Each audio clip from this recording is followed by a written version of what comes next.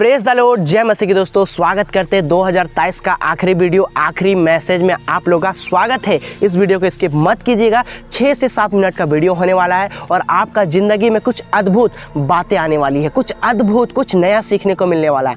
देखिए दोस्तों, आज है आखिरी साल, आखिरी दिन, आखिरी महीना, यानी 2023 का आखिरी साल है।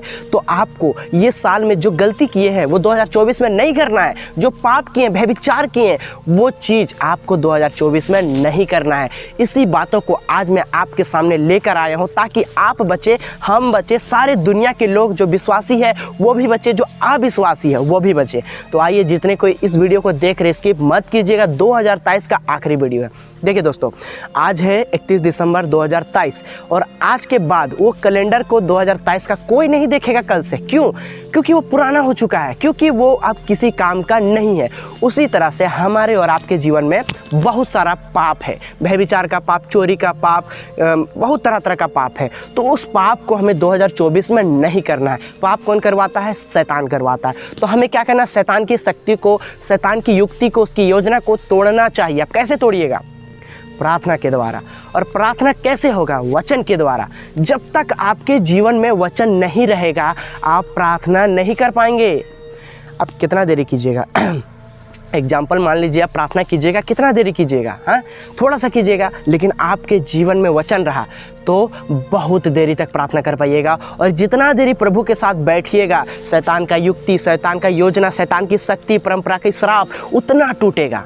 याद रखिएगा इस बातों को। देखिए दोस्तों, आपको आज और हमको आज पछताने की ज़रूरत है, रोने की ज़रूरत है, गिड़गिड़ाने की ज़रूरत है, अपने आँखों से आंसू को बहाने की ज़रूरत है अपने लिए, अपने लिए। देखिए दोस्तों, जब पतरस गलती किया था ना, यीशु के बारे 3 बार जब पतरस इनकार किया था, तो पतरस उसके बाद रोया, पछताया, गिड़गिड़ाया, माफ़ी मांगा। उसी तरह से आज हमारे जीवन में पाप है। 2023 में हम लोग ने बहुत सारे पाप किए हैं, परमेश्वर के वचन से खिलवाड़ किए हैं, उसके वचन का मजाक बनाए हैं। तो हमें क्या करना है? उसको वहीं पे स्टॉप करना है, उसको वहीं पे रोकना है, उसको आगे नहीं बढ़ाना है। आज शैतान की युक्ति को तोड़ना है। जितने भी हमारे जीवन में, आपके जीवन में शैतान पाप को लाता है, घृणा को लाता है, अद्भुत अद्भुत गलत कामों को लाता है ना, उसको बंद करना है, यहीं पे बंद करना। आज है 2023 का आखिरी साल और आज ही बंद करना है। तो आइए हम लोग वचन से बंद करेंगे। क्योंकि दोस्तों, अगर आपके जीवन में, हमारे जीवन में वचन नहीं है तो हमारा जीवन बिल्कुल सूना है, एकदम मतलब खाली जीवन है, खाली। तो हमें वचन से भरना अपने जीवन को।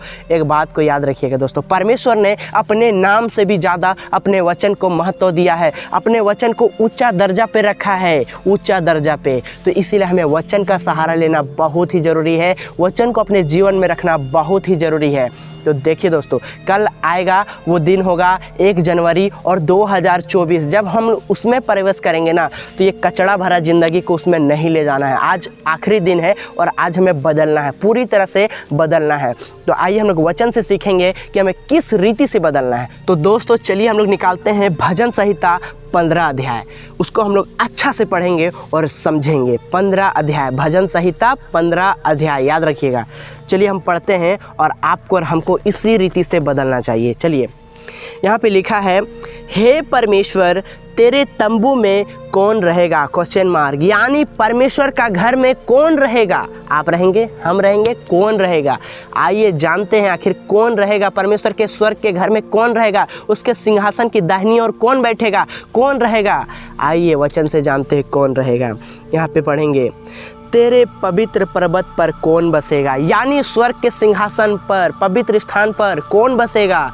आज लोगों को पता नहीं है कि हम परमेश्वर के घर जाएंगे या फिर नरक के घर जाएंगे या फिर शैतान के जहाँ भी है वहाँ जाएंगे। हमको याद रखना है, परमेश्वर के घर जाना है, स्वर्ग में जाना है, ना कि नरक में, स्वर्ग में जाना है। तो यहाँ पे कौन बोल रहा है? हे परमेश्वर तेरे तंबू में कौन रहेगा? तेरे पवित्र पर्वत पर कौन बसने पाएगा? यहाँ पूछा जा रहा है, कौन बसने पाएगा? आइए जानते हैं कौन बसने पाएगा। दूसरा वचन, वह जो खराई से चलता और धर्म के काम करता। देखिए यहाँ पे क्या बोला? जो खराई से चलता। खराई किसको कहते हैं? जो वचन पर बना रहता है, जो वचन के अनुसार चलता है, जो वचन से खराई से चलता है कि वचन पे हाँ लिखा है तो हाँ बोलेंगे, ना लिखा है तो ना बोलेंगे, पाप नहीं करना है तो नहीं करेंगे। इसको कहते हैं खराई से चलना। आपको कितनों भी सताव हो, कितनों भी बुरा चीज़ हो, आपको प्रभु पर विश्वास रखना, उसको कहते हैं खराई। खराई कहते हैं उसको, खराई। और धर्म के काम करना, यहाँ पे आपको समझना पड़ेगा, बहुत लोग इसको गलत समझते हैं, गलत। आपको धर्म के काम के मतलब है दोस्तों कि परमेश्वर का काम। धर्म का काम क्या होता है पता है? किसी का सेवा करना, किसी की मदद करना, आपको अच्छी चीज़ों में सहायता करना, बुरी चीज़ों को त्यागना, ये होता है धर्म का काम। ना कि हिंदू, मुस्लिम, सिख, ईसाई, अदर जो रिलीजन है उसको धर्म लोग कहते हैं। हम मसीह लोग उसको धर्म नहीं कहते, वो इंसान ने बनाया, परमेश्वर ने नहीं बनाया। परमेश्वर ने धर्म के काम, जो अच्छाई के काम होते हैं उसको कहता है धर्म के काम। तो क्या कहता है? जो धर्म के काम करता है वही परमेश्वर के राज में जाएगा। जो खराई से चलता है वही परमेश्वर के राज में जाएगा। आगे पढ़ते हैं। और हृदय से सच बोलता है। आपने 2023 में बहुत से झूठ बोले होंगे, उस झूठ को छोड़ना पड़ेगा, उस झूठ को आपको त्यागना पड़ेगा, क्योंकि दोस्तों ये झूठ आपको बर्बाद कर देगा। एक झूठ के चलते लाखों झूठ बोलना पड़ता है। मेरे साथ हुआ है और लोगों के साथ भी हुआ, बहुत लोगों के साथ हुआ है। जितने कोई झूठ बोले होंगे ना, उसको पता होगा कि झूठ बोलने का नतीजा क्या क्या होता है। तो आइए हम लोग समझते हैं, सीखते हैं प्रभु के वचन से। यहाँ पे लिखा है, जो अपनी जीभ से निंदा नहीं करता और अपने मित्र की बुराई नहीं करता और ना अपने पड़ोसी की निंदा सुनता है, वो कहाँ जाएगा? परमेश्वर के राज में, परमेश्वर के सिंहासन पर, परमेश्वर के स्वर्ग राज में जाएगा। वही जाएगा जो सच बोलता है, झूठ नहीं बोलता है, निंदा नहीं करता है, शिकायत नहीं करता है, ना किसी की बुराई सुनता है, ना किसी को बुराई बोलता है, वही जाएगा परमेश्वर के राज में। तो आइए हम लोग आगे बढ़ते हैं। वह जिसकी दृष्टि में निकामा मनुष्य तुच्छ है और यहोवा के डरवैयों का आदर करता है। आपको पास्टर का, प्रॉफिट का, सबका आदर करना पड़ेगा। जो वचन पर चलता है उसका आदर करना पड़ेगा। वो क्या है? वो परमेश्वर के डरवैयों है, वो परमेश्वर का डर और भय को रखते हैं। तो उसी तरह से आपको आदर करना पड़ेगा और आपको भी परमेश्वर के वचन से डर रखना पड़ेगा, तभी आप परमेश्वर के राज में जा सकते हैं। और आगे पढ़ेंगे। और जो यहोवा के डरवैयों का आदर करता है, जो शपथ खाकर बदलता नहीं, चाहे हानि उठानी पड़े, जो अपना रुपया ब्याज पर नहीं देता और निर्दोष की हानि करने के लिए घूस नहीं लेता है। आपको ब्याज नहीं देना है। अगर आप किसी को पैसा दे रहे हो ना, तो उसे परसेंट के हिसाब से वापस नहीं मांगना है। आप जितना दिए हो उतना ही लीजिए। और वो नहीं दे पा रहा है तो उसको क्षमा कर दीजिए। अगर वो उसकी स्थिति ऐसी हो गई है कि वो पैसा आपका लौटा नहीं पा रहा है तो उसको क्षमा कीजिए, क्योंकि परमेश्वर ने कहा है कि क्षमा करो, क्षमा करो। परमेश्वर ने हमारे अपराधों को क्षमा किया, तो क्या आप छोटी सी पैसे को आप उसके लिए क्षमा नहीं कर सकते हैं? कर सकते हैं। तो आपको क्षमा करना है, प्लस किसी को हानि पहुंचाने के लिए या फिर किसी भी तरह का घूस लेना नहीं है, घूस देना नहीं है। याद रखिएगा, बहुत लोग नौकरी के लिए घूस देते हैं। आपको घूस देने की ज़रूरत नहीं है, प्रार्थना करने की ज़रूरत है। वो घूस की जो परंपरा है, रीति रिवाज है, जो भी शैतान की बंधन है, वो टूटेगा, प्रार्थना के द्वारा टूटेगा। अगर आपको कहीं पे नौकरी करना है ना, अगर घूस देने की ज़रूरत पड़ रही है तो वहाँ पे प्रार्थना कीजिए, खुदा आपको नया नौकरी दिलाएगा। एक बात याद रखिएगा, अगर परमेश्वर की इच्छा नहीं होगा वो नौकरी ना, तो आपको नहीं मिलने जा रहा है। कितना भी सर फोड़ लीजिए, आपको घूस देने की कोई ज़रूरत नहीं है। उससे बढ़कर परमेश्वर आपको नौकरी देगा, उससे बढ़कर। लेकिन आपको ईमानदार बनना पड़ेगा, खराई से चलना पड़ेगा, सच बोलना पड़ेगा। तो आपको 2023 में बिल्कुल भी शुद्ध और प्योर बनना पड़ेगा, तब जाके 2024 में कुछ आप नया कर पाओगे, कुछ अच्छा कर पाओगे। तो मेरा छोटा सा संदेश, छोटा सा मैसेज यही था कि आपको क्लीन होना है, साफ सुथरा होना है। क्लीन बाहर से नहीं, अंदर से होना है, अंदर से स्ट्रॉन्ग बनना है, वचन पर मजबूत बनना है। जितना भी आपने पाप किया ना, उस पापों को आज से ख़त्म कर दीजिए और नया साल में एक नया ज़िंदगी को जिए। एकदम नया हो, नया, एकदम नया, मतलब शुद्ध हो, पवित्र हो, हृदय से सच बोलिए। दोस्तों की बुराई, चुगली, शिकायत, ये सब एकदम दूर।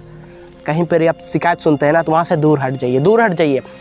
पहले बात आपको उसको समझाना है, अगर नहीं समझा आपको दूर भागना है। यीशु ने पापियों के बीच तो गया, परंतु पापी की जैसा वो नहीं बना, लेकिन उसके जैसा पापी लोग बन गए। तो आपको क्या करना है? अपना ज्योति लोगों तक पहुंचाना है, ना कि अंधकार को अपने अंदर लाना। आपका ज्योति को लोगों तक पहुंचाना है, परमेश्वर के वचन को लोगों तक पहुंचाना है, ना कि लोगों के बुरा काम को अपने अंदर लेना है। इसीलिए बुरा संगति से बचना है, दोस्ती यारी से बचना है, व्यभिचारियों से बचना है, हर एक चीज़ों से बचना है आपको, हर एक पाप से बचना है। और ये सब बचने के लिए क्या कीजिएगा? आपको प्रार्थना करना है।